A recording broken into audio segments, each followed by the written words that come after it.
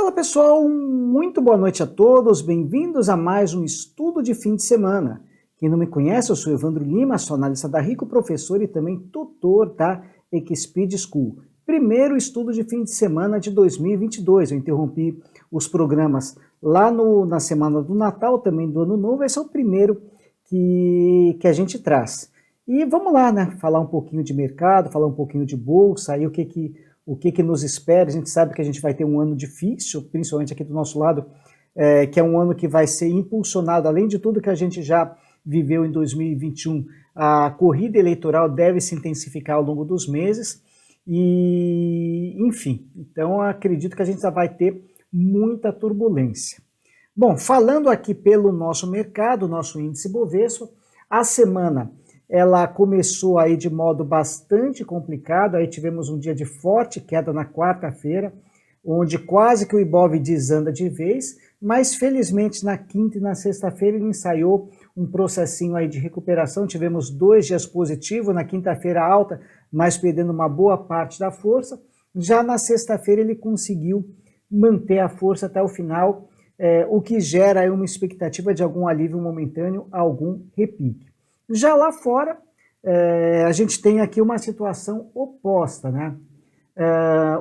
Os mercados externos eles seguem desenvolvendo uma boa tendência de alta, mas agora iniciando um processo de realização e sugerindo que talvez nessa próxima semana a realização possa continuar mais um pouquinho. Então, para a semana, a gente tem sentimentos opostos deixados pelos dois mercados.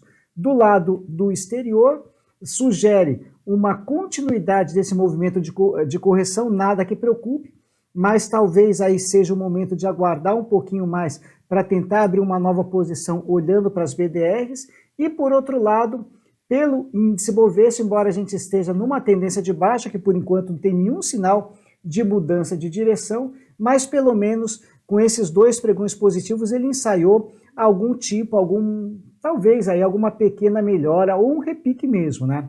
Então, o sentimento um pouquinho mais positivo. Eu, do meu lado, eu foco sempre no curto prazo, como vocês sabem. Eu sou analista técnico e foco em operações de swing trade.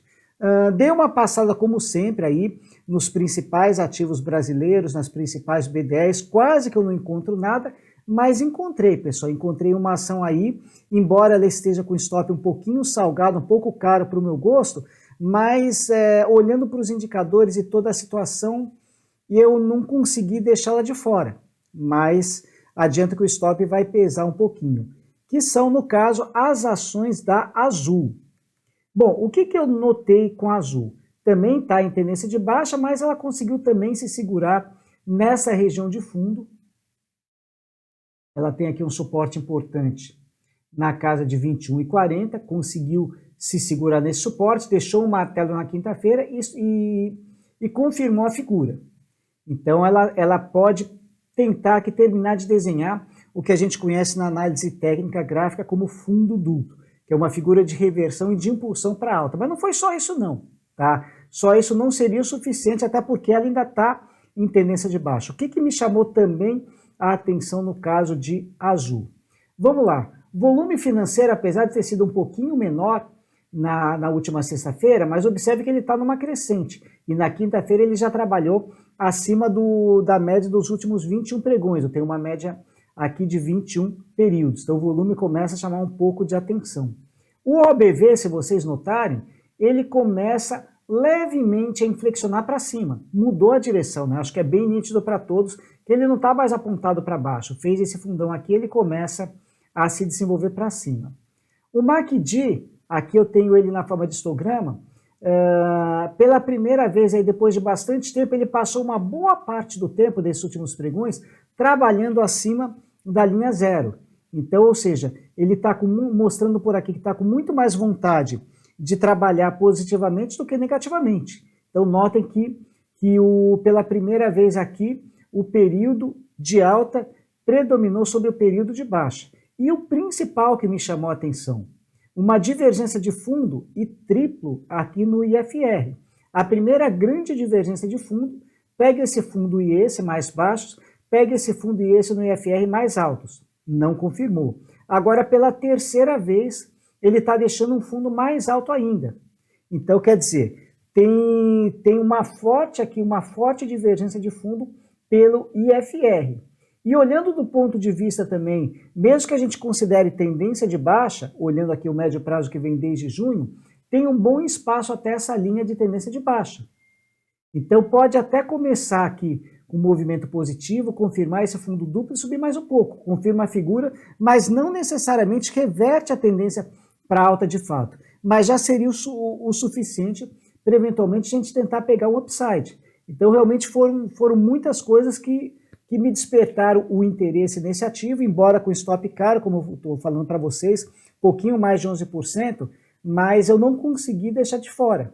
Então vai ser a ação que eu vou começar a trabalhar nesse início de semana. Mas o que eu recomendo? Que vocês também tirem as próprias conclusões, né?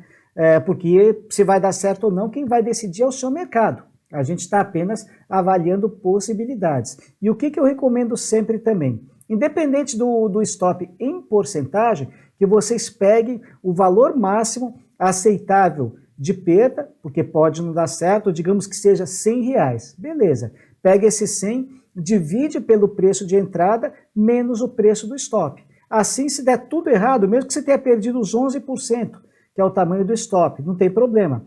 A perda não vai passar dos R$100 que você definiu, ou R$50, ou 200, ou 500, enfim. Cada um tem aí os seus limites. Então isso é super importante também que vocês considerem, tá bom? Bom, e vamos lá aos pontos, né? Aos pontos que eu coloquei de entrada e de saída. A entrada na continuidade da subida de sexta-feira. Sexta-feira ele fez uma máxima em 24,08, coloquei em 24,10. O objetivo final, pessoal, eu coloquei nessa região de resistência de 29,50, que está aí bem pertinho já da linha de tendência de baixa. Então, eu estou colocando o meu alvo aqui em 29,50. O stop loss abaixo desse suporte de 21,36, 21,35. Bem abaixo aqui da mínima desse martelo e desse fundo também, que pode virar um fundo duplo. Então, dá até para dizer que essa entrada também é um pouquinho por candlestick, né? Por conta da figura de reversão para alta conhecida como martelo. Então, stop em 21,35.